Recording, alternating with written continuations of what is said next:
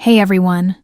I'm so excited about the journey we're on, and I would love for you to be a part of it. If you're enjoying the content, don't forget to hit that subscribe button and help me reach 1,000 subscribers. Your support means the world, and I can't wait to share even more with you. Let's do this together. I met Ollie on a dating app. His profile was simple. Just a few pictures of him hiking and smiling at the camera. Nothing too flashy, but he seemed genuine. We started chatting, and the conversation flowed easily. He suggested we meet up at a local cafe for our first date. I agreed, thinking it would be a nice, low-pressure way to get to know each other. The day of the date, I was a little nervous but excited. I arrived at the cafe a bit early and found a cozy corner table. The cafe had a relaxed, warm vibe, with soft music playing in the background and the scent of freshly brewed coffee filling the air. It was the kind of place where you could lose track of time just by sipping a cappuccino and chatting. Ollie showed up right on time, looking just like his pictures. He was tall, with a light scruff on his face and a relaxed yet confident demeanor. We exchanged pleasantries and ordered our drinks. The conversation was light and easygoing at first. We talked about our favorite books, movies, and travel destinations. I learned that Ollie loved hiking and often spent weekends exploring the mountains nearby. It felt like any normal first date, the kind of conversation you expect when you're getting to know someone for the first time. But then about halfway through our coffee, Ollie suddenly looked pale. He started sweating and rubbing his stomach. I asked if he was okay, and he nodded, saying he just felt a little off. I figured maybe he had eaten something that didn't sit well with him. "Are you sure you're okay?" I asked, my voice laced with concern. He nodded again, but didn't seem entirely convinced. "Yeah, I think it's just something I ate earlier today," he said, though his voice was tinged with discomfort. I wasn't entirely convinced. Something about the way he was clutching his stomach made me uneasy, but I didn't want to overreact. I figured I'd give him a little space and let him figure it out. However, things quickly escalated. Ollie stood up abruptly, knocking over his chair. He stumbled toward the door, clutching his stomach tightly. My heart skipped a beat. The cafe, once filled with chatter and the clinking of cups, suddenly felt too quiet, like the air had thickened with tension. "Ollie!" I called, standing up and rushing to catch up with him. "Are you sure you're okay?" He looked back at me, his face contorted in pain. He shook his head and muttered something that I didn't quite catch. I caught a glimpse of his face, and it was pale, almost sickly. He was sweating now, his hands shaking as he tried to steady himself against the wall. "I'll be fine," he said weakly. "I just need to get some air." But it was clear that he wasn't fine. I felt a knot tighten in my stomach. Something wasn't right. We reached the parking lot, and Ollie collapsed onto the ground. My heart raced as panic set in. I dropped to my knees beside him, unsure of what to do. His breathing was shallow, his eyes wide and unfocused. I grabbed my phone, hands trembling, and dialed 911. "Please help me," I said, voice shaky. "He collapsed. I think he's having some kind of reaction." The operator was calm, asking me to describe the situation and keep him calm until the paramedics arrived. I followed her instructions, my mind racing with questions. Was this an allergic reaction? Was it something more serious? I had no idea, but all I could do was wait and hope that help would arrive soon.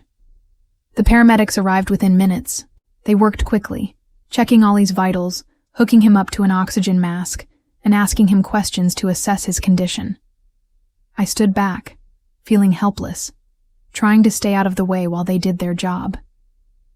They loaded him into the ambulance, and I felt a sense of numbness wash over me. I wanted to be there for him, but part of me didn't know what to do. All I had wanted was a simple first date, a chance to get to know someone new. But now I was standing in a hospital parking lot. Uncertain of what would happen next, I followed the ambulance to the hospital, my thoughts swirling. I didn't know if Ollie would be okay, but I couldn't just leave him. He had seemed like such a kind, genuine person. And now I was worried. He was in serious trouble. At the hospital, I was directed to the waiting area. The fluorescent lights overhead hummed softly, and the sterile smell of disinfectant seemed to cling to the air. I sat there for what felt like hours, anxiously waiting for any news. Every time the door to the emergency room opened, my heart jumped in my chest, hoping it would be a doctor coming to tell me Ollie was okay. Finally, a doctor came out and approached me. I stood up, my stomach knotting. "Are you here for Ollie?" the doctor asked, his voice kind but serious. I nodded, feeling a wave of relief wash over me. "Is he okay?" I asked. "He's going to be fine," the doctor assured me. He suffered a severe allergic reaction to something he ate earlier today. It caused his body to go into shock. We've got him stabilized now, and we're giving him some fluids and monitoring his recovery. I let out a breath I didn't realize I'd been holding. The weight of the situation lifted off my shoulders, but the unease still lingered. This wasn't how I imagined our first date going at all. A few hours later, Ollie was discharged. He looked exhausted but was in good spirits, grateful for the care he had received. He apologized profusely for ruining our date and insisted that I didn't have to stay with him. "It's okay," he said with a weak smile. "I didn't expect things to go like this. I couldn't just leave him there, so I offered to give him a ride home. We didn't talk much on the way there." The events of the evening had left us both quiet, lost in our own thoughts. When we arrived at his apartment, Ollie thanked me again, apologizing for the chaos. I wished him well and left, still processing everything that had happened. It had been a wild and unexpected turn of events. The next day, Ollie texted me to thank me again for being there for him. He said he understood if I didn't want to see him again after such an intense first date. I assured him that I didn't hold it against him and that I was just glad he was okay. We continued to text a few times after that, but the connection never really picked up. I think we both realized that the circumstances of our first meeting had set a tone that was hard to move past. Looking back, I can't help but feel that the whole situation was surreal. A first date that started with coffee and ended in the emergency room. It's not something you expect to happen. But life is unpredictable, and sometimes things don't go as planned. I don't regret going to the hospital with Ollie. I think it showed him that I cared and was willing to help in a time of need. But it also made me realize that sometimes, no matter how well you think you know someone, you can't predict what will happen next. And sometimes, the most memorable dates aren't the ones that go perfectly. They're the ones that throw you a curveball and test your character.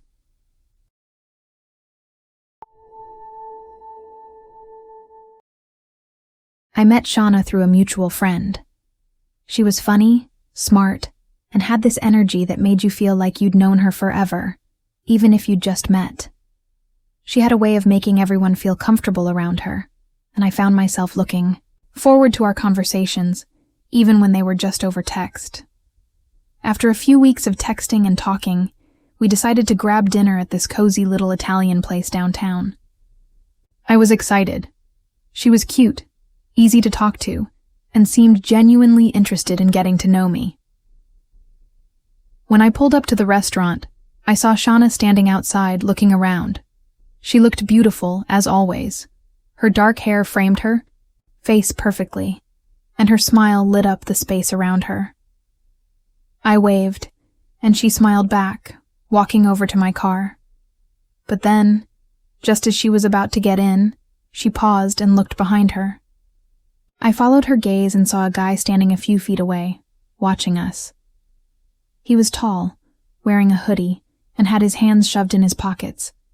He didn't look threatening, but something about the way he stood there made me uneasy. It wasn't just that he was watching us. It was the stillness. the way he seemed to be waiting for something. For a moment, it felt like we were intruding on his space. Shauna noticed me looking and quickly introduced him as her roommate, David. She said he was just tagging along for a bit, that he didn't have anything else to do. I didn't want to be rude, so I nodded and smiled, trying to mask my discomfort. David didn't say much, just gave a small wave and climbed into the back seat without asking. I glanced at Shauna, but she didn't seem bothered, so I figured I was overthinking it. It was just a roommate after all, nothing too weird. Dinner was strange. David didn't join us at the table but sat at the bar, nursing a drink. Shauna and I tried to carry on a conversation, but it felt like something was off. Every now and then, David would chime in from across the room, making some offhand comment or laughing at something only he understood. It felt like we were in the middle of an inside joke I wasn't part of. I tried to keep the conversation going, but every few minutes, my eyes would flicker toward David, who was watching us closely. It was subtle, but I could feel his eyes on me even when he wasn't looking directly at me. Shauna seemed unfazed, though, chatting away like everything was normal. Every time I tried to bring the conversation back to her, David would drop another comment, as if pulling us back into his orbit. At one point, Shauna excused herself to go to the restroom. I glanced over at David, who was staring at me intently. His eyes narrowed. I shifted uncomfortably, wondering if I was just being paranoid. But then, his lips twisted into a small smile, almost like he knew something I didn't. I quickly looked away, suddenly wanting the night to be over. After dinner, Shauna suggested we take a walk along the river to get some fresh air. I agreed, hoping the change of scenery would help ease the tension that had been building all evening. As we walked, David trailed behind us. His presence felt like a shadow that wouldn't leave. He was silent, but always close enough to hear. Always close enough to make me feel like I couldn't escape the feeling that he was hovering, watching. It wasn't until we reached a bench by the water that things truly felt off. Shauna sat down, patting the spot next to her. I hesitated, unsure of what to do. I didn't want to be rude, but sitting beside her with David so close felt strange. Still, I sat down beside her, trying to ignore the tension in the air. David stood a few feet away, looking out over the river, his back to us. The silence stretched on, uncomfortable and thick, like the air itself was holding its breath. Shauna kept glancing at David, then at me, like she was waiting for something. I wasn't. Sure what, but I felt like I was missing a cue. Like I was supposed to be doing something, saying something, but I didn't know what. I shifted uncomfortably on the bench, looking out at the dark water beneath the dim streetlights, trying to avoid looking at David. Then, without a word, David turned around and walked over to the bench. He didn't sit on the other side of Shauna. Instead, he sat next to her, on the other side of me. It felt like an intrusion, like his presence was taking up more space than it should. He didn't say anything. He just sat there, staring out at the water with a vacant look on his face. The whole scene felt surreal, like I was watching a play that I didn't understand. Shauna leaned in close to me, her voice barely above a whisper. "He's always like this. Doesn't know when to leave," she said. I didn't know how to respond. I wanted to say something, to ask if everything was okay, but I didn't want to make things worse. So I stayed quiet, my stomach tightening. I glanced at David, who was still staring at the river like he was waiting for something to happen. It felt like he was part of a world I didn't belong in. Eventually, Shauna stood up, saying she needed to get going. I followed her back to the car, David trailing behind us. When we reached the car, Shauna turned to me and said, "Thanks for tonight. I had a good time." I nodded, trying to smile, but it felt forced. I was too confused, too unsettled by the entire evening. I wanted to say something, but I didn't know what. I just got into the car, and we drove off. The silence between us feeling heavier with each passing mile. As I glanced in the rearview mirror, I saw David standing there, watching us leave.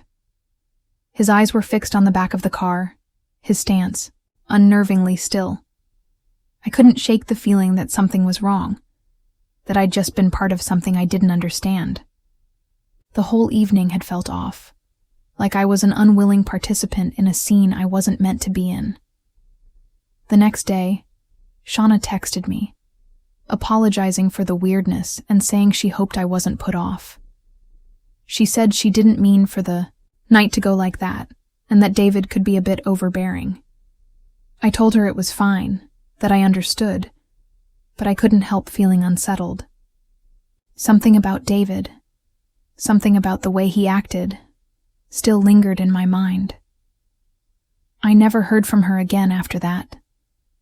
A part of me thought maybe I had missed something. Maybe I should have said something, but I didn't.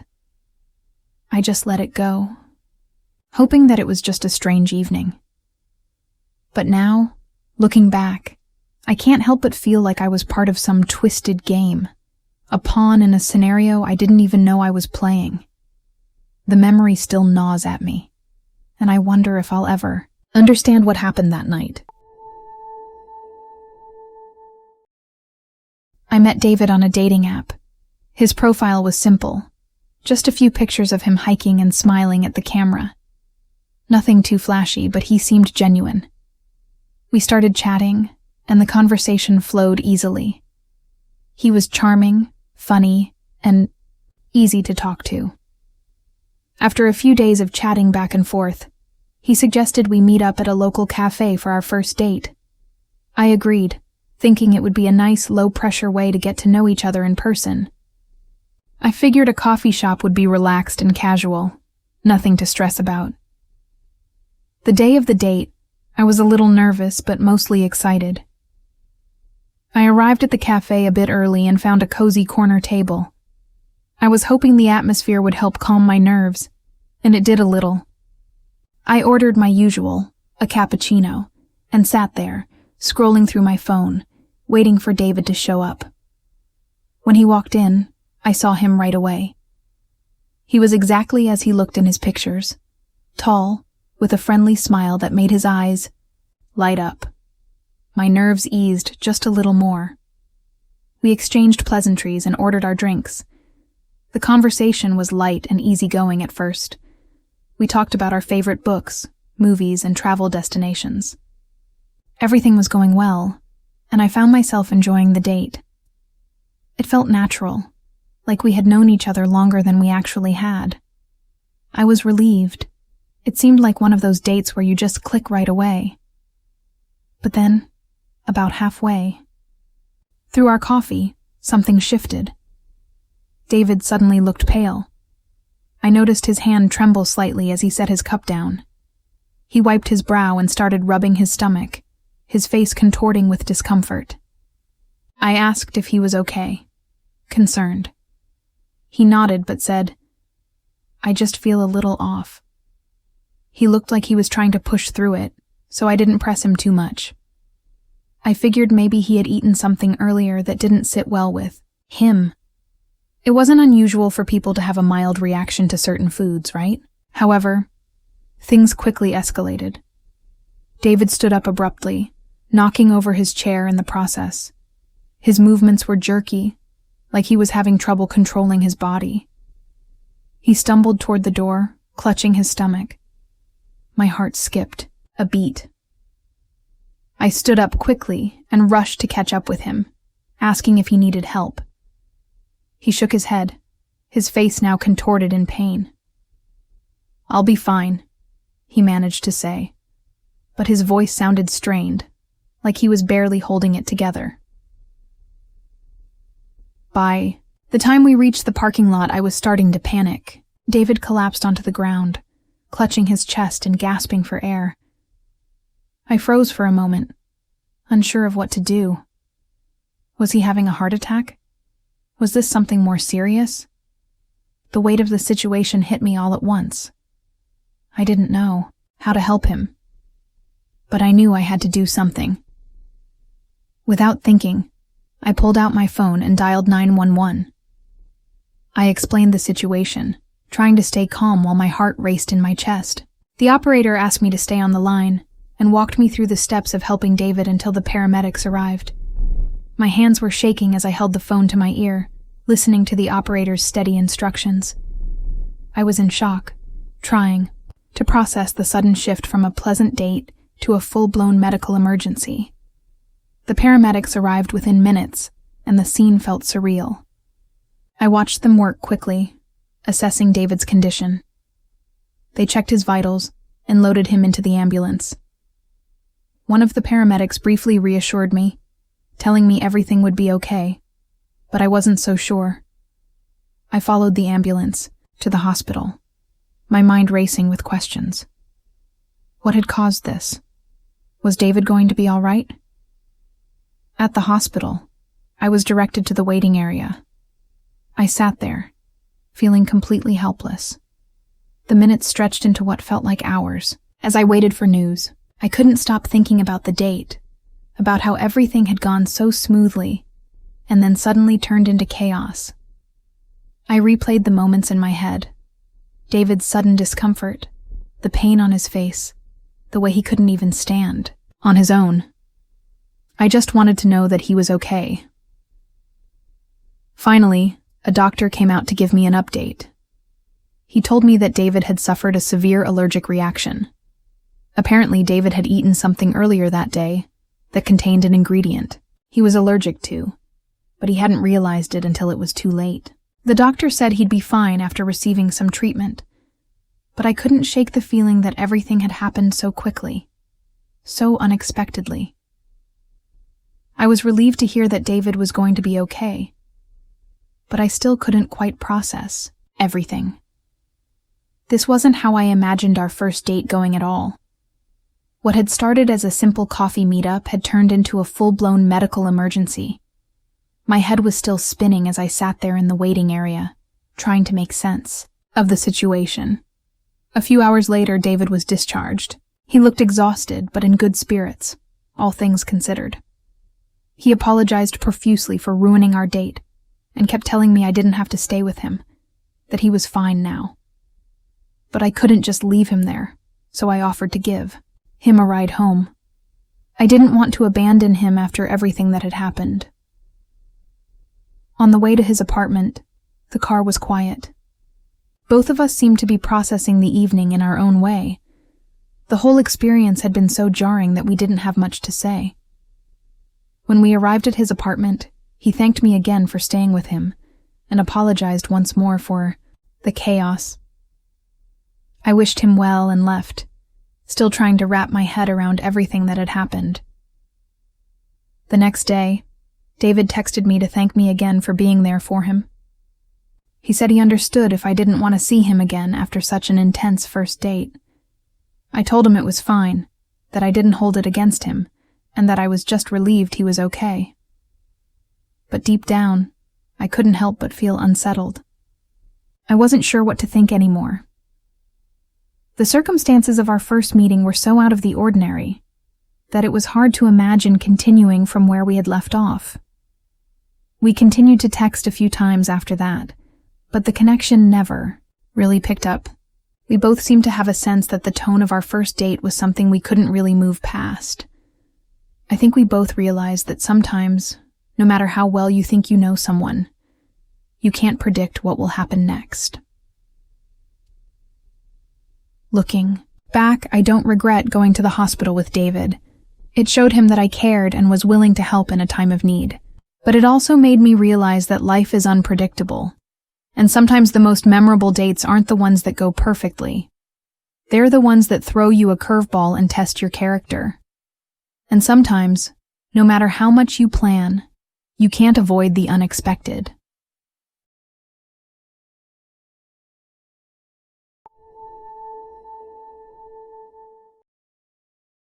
I met Rita on a Tuesday, which already felt weird.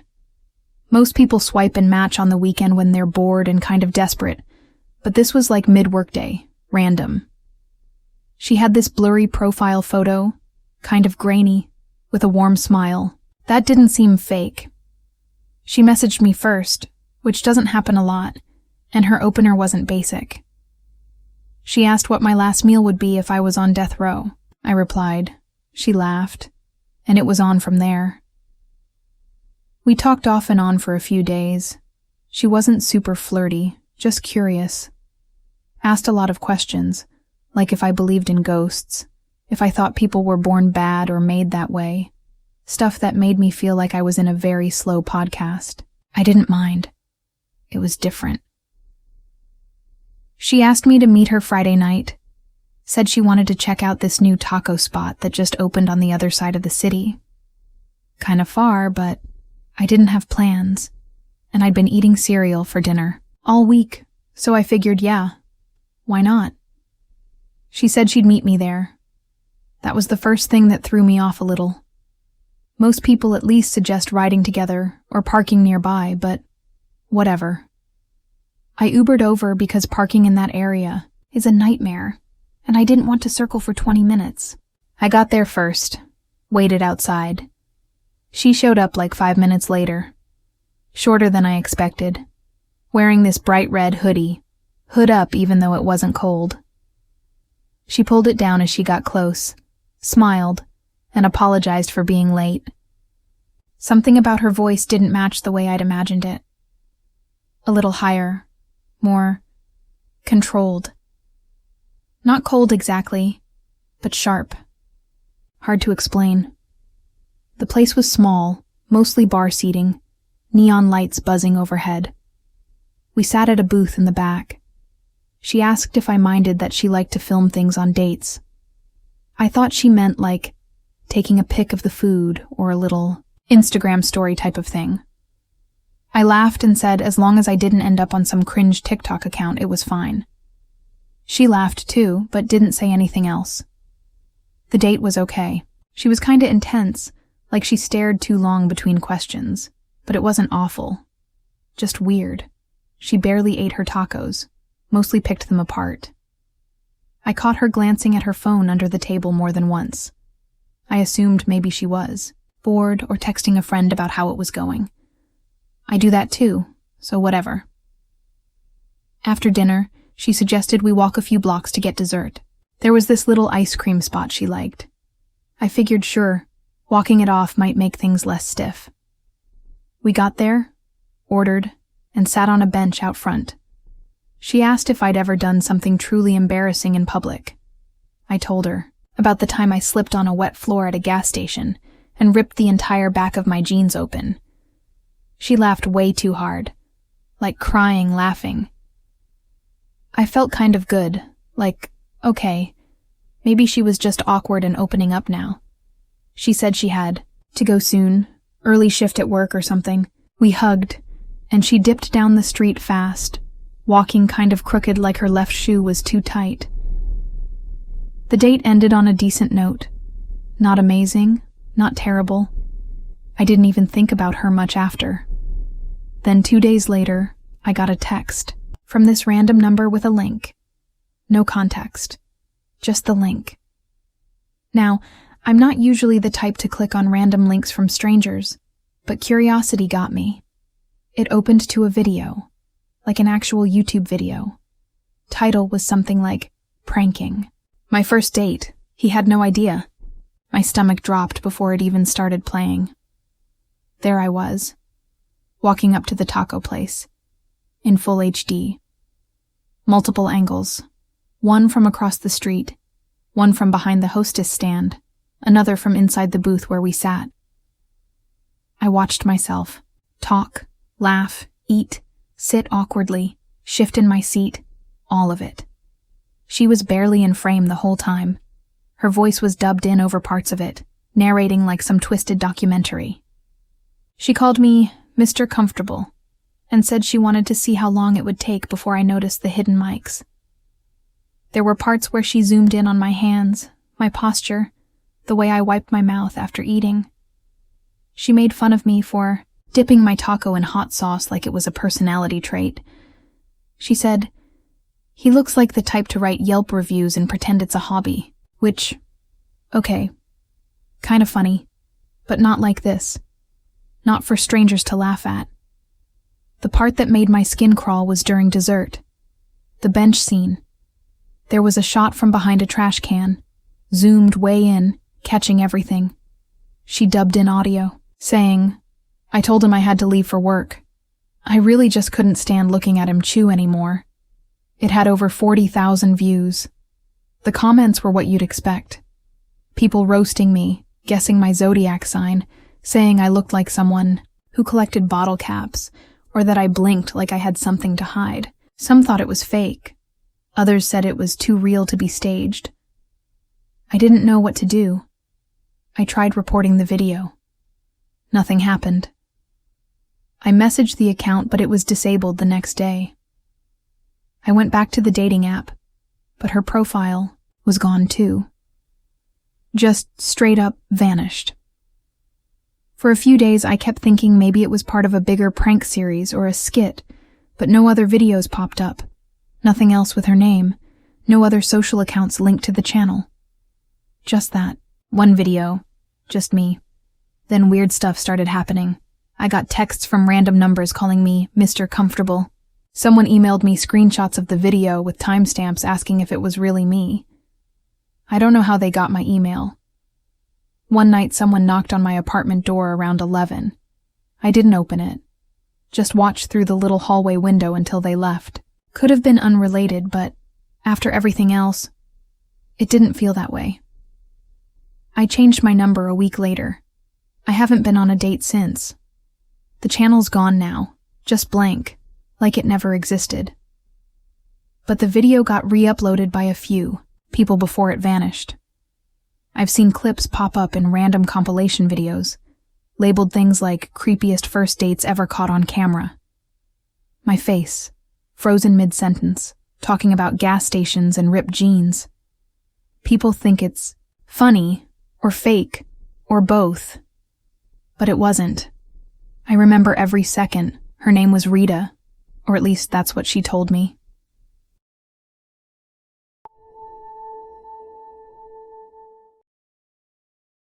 I met Sean on this app I downloaded during a stretch of insomnia-fueled boredom. You know how it is. You swipe, match, delete the app, re-download it 2 weeks later like maybe the algorithm needed a break. He wasn't even my usual type. His bio had way too many emojis, and he used the word vibes 3 times in 2 sentences. But he messaged first, and his opener wasn't gross or boring, so I gave him a shot. We talked for about a week. He seemed overly positive, like that kind of fake deep spiritual guy who listens to lo-fi beats and writes in a journal with glitter pens. But whatever. He was polite, and he didn't ask for weird pictures, which is already an above-average start. He asked if I wanted to go out and get coffee, said he knew a quiet spot with good chai. I said sure. The day of the date, I got to the cafe early because I'm neurotic about being late. It was a weird little place tucked between a frozen yogurt shop and one of those creepy tax places that only opens during refund season. Inside, it was cozy, but kind of dim. Old mismatched chairs, plants that looked half dead, that kind of artsy clutter. I sat by the window so I could people watch and spot him when he came in. I saw him walking up the sidewalk 10 minutes later, and that's when I noticed he wasn't alone. He had a woman with him. Not just any woman. An older one, probably late 70s, in this giant coat with fake fur around the collar, and one of those quilted purses that all grandmas seem to own. She walked slow but steady, with this determined little shuffle like she was heading into battle. At first I thought maybe he was helping her into the building, like maybe he ran into her outside and offered to hold the door or something. Nope. He walked in, spotted me, waved, and brought her straight to my table like this was all totally normal. I laughed. I thought it was a joke. Maybe she lived nearby and just wanted to say hi, or maybe she was getting dropped off. But then he pulled out a chair for her, and then he pulled out another one. for himself. And then he sat down, right between us, and introduced her. She gave me a look that wasn't rude exactly, just clinical, like she was inspecting fruit at a grocery store. I said hi and smiled and tried to act like this wasn't the weirdest start to a date I'd ever had. Sean leaned back and said he hoped I didn't mind, but he really valued her opinion, said she was the best judge of character he knew, and if she didn't like someone, it never worked out. He said it like it was some cute, quirky thing, like bringing your grandma to a first date was charming and wholesome. It wasn't. The waiter came over, clearly confused, and asked if we were all ordering. Sean ordered a matcha latte and some banana bread. His grandma got peppermint tea. I asked for a black coffee, because suddenly I didn't trust myself to drink anything with milk. The whole time, his grandma just kept looking at me with this blank, neutral face like she was waiting for me to mess up. I tried to make small talk, asked how long she'd lived in the city. She gave me one-word answers. I asked Sean if he came here often. He said yes, then launched into a story about how they used to come here together when he was little. She smiled at that part, the first real smile I saw from her. Then she looked at me, straight-faced, and asked if I always dressed like that. I froze for a second. I had on jeans, boots, and a cropped sweater. Nothing wild. I didn't even wear makeup that day. I laughed awkwardly and said, yeah, I guess. She didn't smile. She just sipped her tea. A few minutes later, the food came. Sean was rambling about some crystal shop he wanted to take me to, and I was nodding along, thinking about how to leave without being rude. That's when his grandma leaned in and asked me if I planned to do anything about my weight. Just like that. Like she was asking about the weather. I didn't even know how to respond.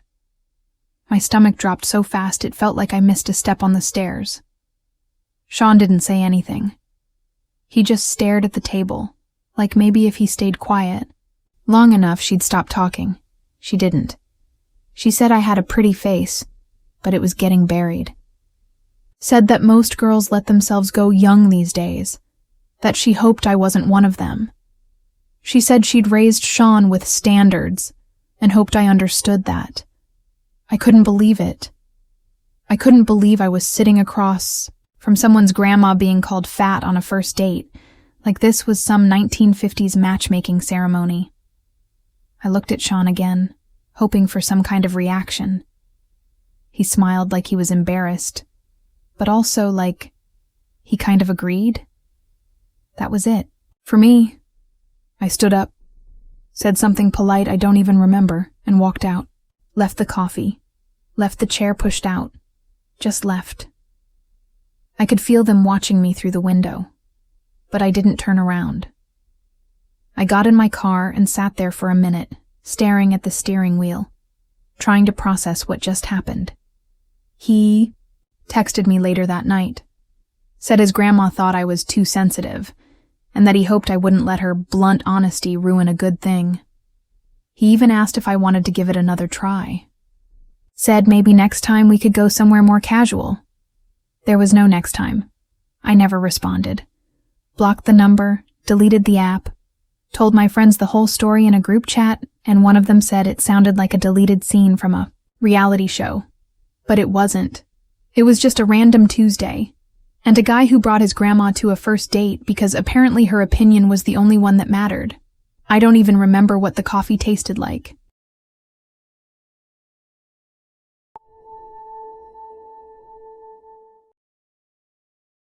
It started off solid. Better than most dates I've been on, actually. I met Rihanna on this app that's mostly full of people who either ghost you mid-convo or want a trauma dump before you even know their last name. But she wasn't like that. Her messages had a weird charm to them.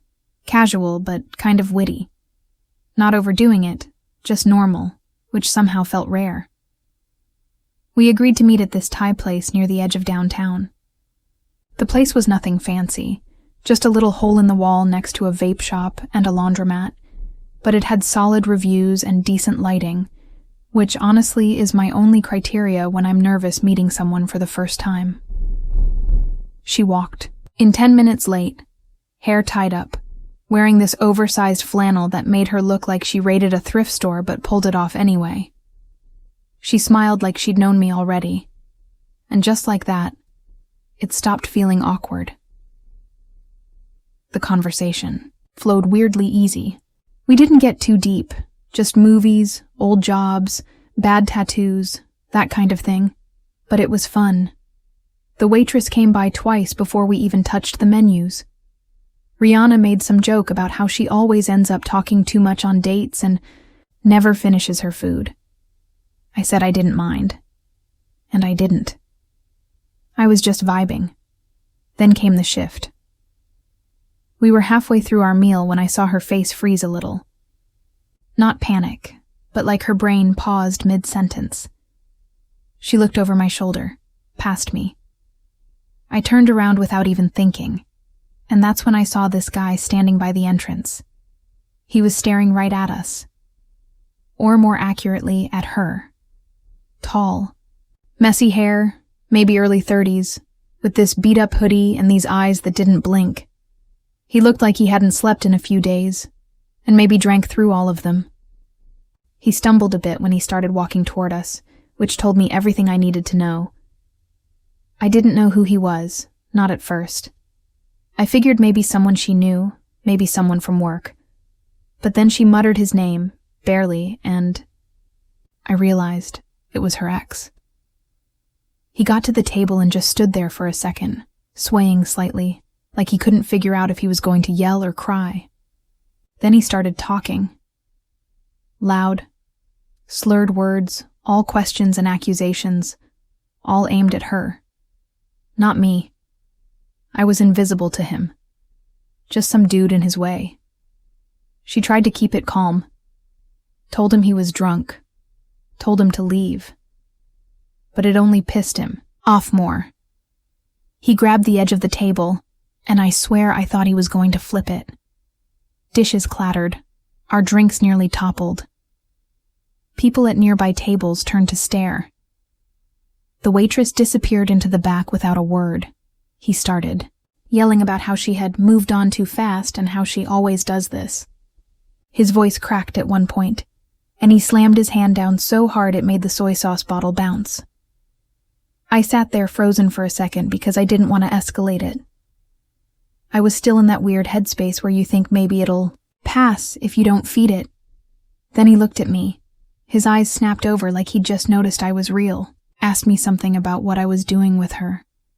If I knew what she was. I didn't answer. Didn't even look at him. I could feel him leaning closer. Smelled the alcohol on him. It was sour, mixed with cigarettes and maybe something else I couldn't place. Rihanna finally stood up and told him to get out. He laughed, but there was nothing funny in it. He said she owed him, that she was his. I saw his hand twitch near his pocket. I stood up too. I didn't even know why. Just instinct. I didn't want to fight him. I didn't want to play hero. But I couldn't sit there while he hovered like that. He lunged. Not at me, but at her. It was weird. Not a full-on tackle. More like a desperate reach, like he thought grabbing her arm would make her listen. She backed up fast and bumped into a chair, knocking it over. That finally broke the weird tension that had everyone frozen. Someone near the door got up and yelled something. Another guy pulled out his phone and started filming. The ex backed, up, hands raised, smiling this disgusting grin like he was the one being attacked. Then he started screaming. Just random stuff. Not even words. Just sounds. Like a tantrum. He grabbed a fork off the next table and flung it across the room. It hit the wall and clattered to the floor. The cook came out from the back holding something. A broom, maybe, or a stick. Not a weapon, just something to keep distance. The ex saw it and booked it. Ran out the door, still yelling. The silence afterward was weird.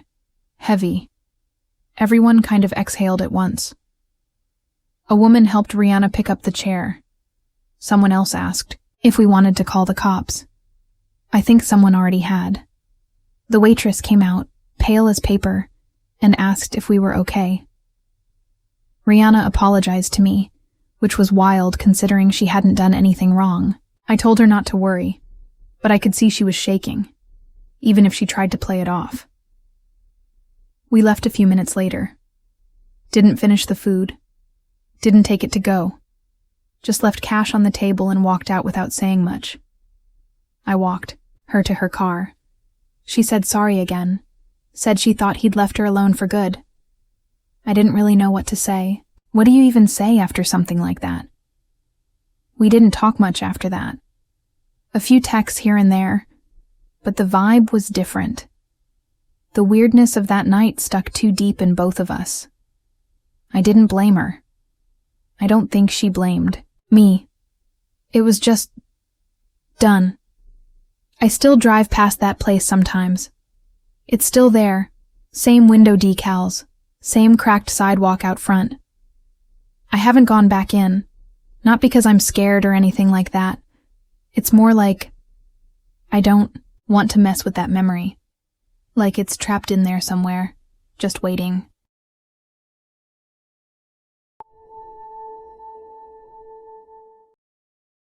I wasn't even planning on going out that night.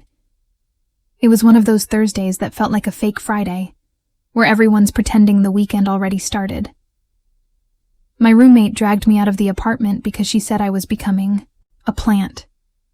I didn't even argue. I threw on jeans, swiped some mascara, and told myself I'd be back by midnight. We ended up at this spot that was trying to be fancy, but smelled like someone microwaved a burrito behind the bar. One of those places that sells $5 beer, but serves it like it's made of gold. We weren't even drinking much, just sitting in a booth that had torn cushions and pretending the music wasn't giving us headaches. Then he showed up. Dominic. He didn't walk up like a normal guy. Didn't say hi, didn't ask to sit, didn't even do the awkward hover. He just slid into the booth like he belonged there, like he'd known us for years. And my roommate, she was already halfway tipsy, started talking to him like he was part of the group. He wasn't bad-looking, clean, plain hoodie, nice teeth. The kind of guy who looks like he's either super boring or super calculated and you can't tell which until it's too late. He said he was meeting a friend who bailed, so now he was stuck alone. That's how it started. He talked mostly to me. Asked what I did, if I liked the city, how long I'd lived here. Basic questions that sound normal until you realize how many of them he's asking. Like he was trying to memorize me. I thought he was just being friendly. At one point, he offered to get me a drink since he was heading to the bar. I said sure without thinking twice. Just handed him my empty glass and leaned back. He brought it back and made a joke about how the bartender thought we were dating. I laughed, drank it without even pausing. I didn't taste anything off. Nothing metallic. Nothing bitter. Just rum and coke, exactly what I'd asked for. The rest of the night blurred fast. Not the way it usually does. I'd only had 3 drinks. That's not enough to make me forget chunks of time. I remember dancing once. Not really dancing, just kind of swaying in a circle while the bass rattled my ribs. I remember my roommate leaving. She said something about work in the morning, and kissed me on the cheek, and then she was gone. Dominic didn't leave. He stuck to me like lint, suddenly way more physical. His hand was on my lower back, my shoulder, brushing my arm. I remember blinking slower than usual. Like every time my eyes shut, it took longer to open them again. My head felt like it was floating above my body, like a balloon tugging away from the string. The next thing I really remember is the parking lot. Cold air. The yellow lights making everything look fake. I don't even know how we got there. My jacket was gone. My bag, too. He had his arm around me, and I wasn't walking right. I felt like my legs were made of TV static. I asked him something, but my words came out slow and wrong. He said something back, but it didn't make sense. His voice was calm. Too calm. Like someone trying to keep a dog from barking. I felt like I was inside a dream that had turned sour halfway through. He led me to this old silver car with peeling, tin on the windows. Opened the door like he was doing me a favor. I remember grabbing the edge of the roof, trying to keep my balance. My knees folded weird when I got in. Like I couldn't feel them anymore. Inside the car it smelled like rubber, and something sweet, like old soda spilled on the floor. He shut the door and it was so quiet it made my ears ring. I tried to say no. I really did. But my mouth wouldn't shape the word. It came out like a cough. My tongue felt wrong. Heavy. He got in and started the car like nothing was weird. I don't know how far we drove. Could have been 10 minutes or 40. Every street looked the same. Every traffic light bled into the next. I tried to stay awake, focused on his hands on the wheel. They were smooth, no scars, no dirt, just clean and pale in the streetlights. That stuck with me for some reason. Then the car stopped. Not at his place. Not at mine. Not at any place that made sense. It was a strip mall, half the signs burnt out. One of those weird corner buildings with a nail salon, a vape shop, and something that looked like a closed dentist's office. Everything was dark. He got out and walked around to my side. Opened the door like he was helping me out of a limo. I tried to stay in the car.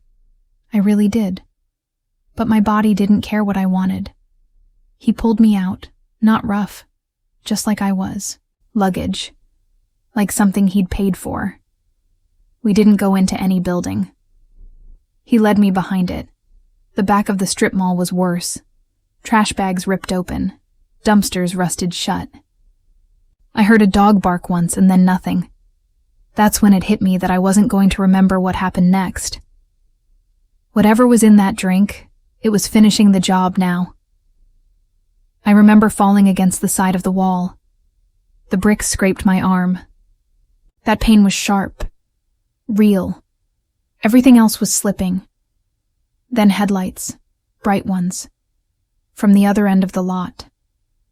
I don't know if it was instinct or just dumb luck, but I dropped to the ground. Fell hard. Dominic flinched, turned, cursed under his breath. I saw him hesitate. Then he ran. He just left. Turns out the car belonged to some food delivery guy finishing his shift. He saw me there on the ground, barely able to lift my head. Called 911 without asking questions. I spent the night in the hospital. They did tests. Said my blood work showed some kind of depressant. One of the ones that knocks you out fast. I gave them his name. They looked for him. Haven't heard anything since. Sometimes I think about the way he walked me to that car. Like it wasn't even the first time. Like he'd practiced. My roommate says I was lucky. I don't feel lucky. I feel like I was almost deleted. And I wouldn't have even remembered the last part. Just gone. A blank spot where I used to be. That's the last time I took a drink from someone without watching them make it.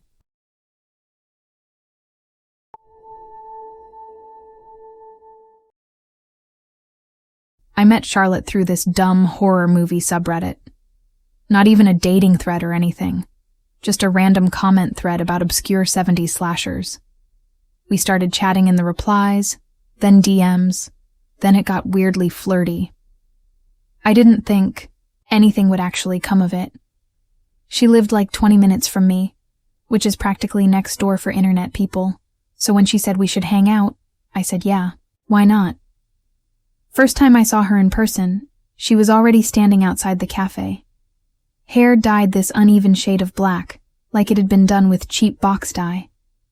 Her makeup was kinda messy, eyeliner smudged more than applied, but it worked on her somehow. Her boots were muddy, and she had this little chain around her neck with a tiny razor blade hanging from it. She smiled like she knew something I didn't. We didn't talk about anything deep. Mostly just movies, creepy Reddit stuff, and that one guy who got caught filming mannequins at night in Walmart or whatever. She had this nervous energy, like she was on a sugar high the whole time. I didn't mind. I was kind of into how intense she was. It was different. I thought we'd just chill for a bit, maybe talk more, then go home. But she asked if I wanted to see her apartment, said she had something cool to show me. And again, I just said yeah, because when a girl like that asks, you don't really think it through. You just go along with it. Her place was on the 3rd floor of this old brick building that looked like it used to be a factory or something. Real narrow halls, flickering lights, walls with chipped paint that made it look like something had been clawing at them. Her apartment smelled like incense and burnt toast. It was cluttered. Not dirty exactly, just chaotic. Stacks of books, with torn covers, mannequin heads on shelves with wigs half hanging off them, jars of something cloudy in them. Looked like pickles, but not really. She told me to sit down and went to the back room. I looked around. There was this painting above, her couch, but it wasn't a real painting. Just a ripped piece of cardboard with streaks of red and black and some kind of texture to it. Almost gritty. I didn't look too close. Then she came back holding this long, narrow wooden box. Like, way too serious looking for what it was. Opened it right there in front of me and started showing me her knives. Not kitchen knives. These were real weird. One looked like it belonged to some cult, curved and jagged, with tiny letters scratched into the blade. Another had a bone handle, like actual bone. She said it was deer, but I didn't ask too many questions.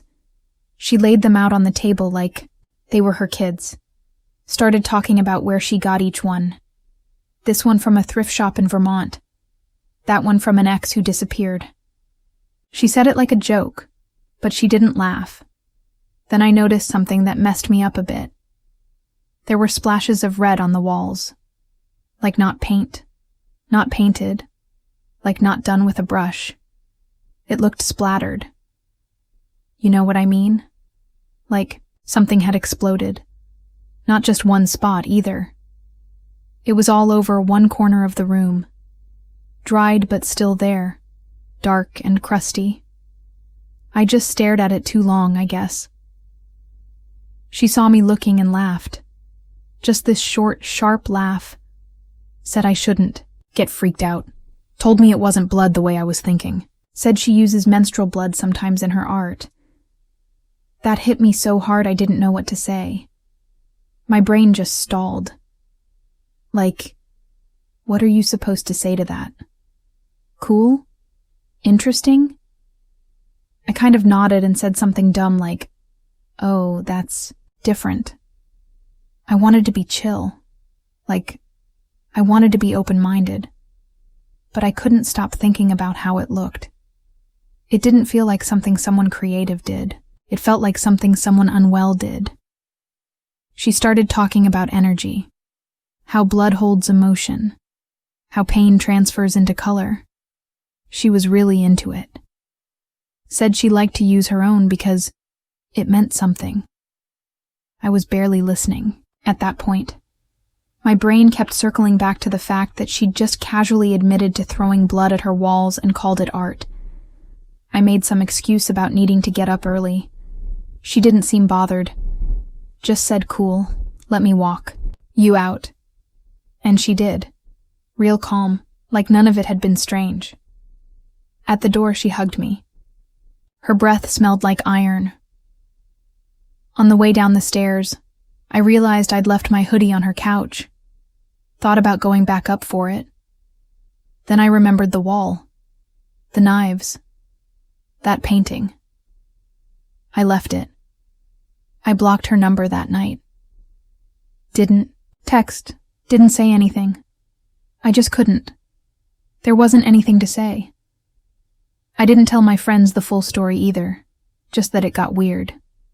They laughed and made the usual jokes, but I never laughed along. A few weeks later, I checked the subreddit where we'd met. She'd posted something new. It was a photo of a new piece of art. Looked like a big square canvas, soaked and torn, with something smeared across it in looping, messy lines. The caption said, "Made with real emotion. He left before I could show him this one." I don't know if it was about me. Maybe it wasn't. But the background was her apartment, and on the edge of the frame, just barely in the shot, was my hoodie. The sleeve was red, not dyed, not painted, stained. That's the last time I looked. I haven't logged in since.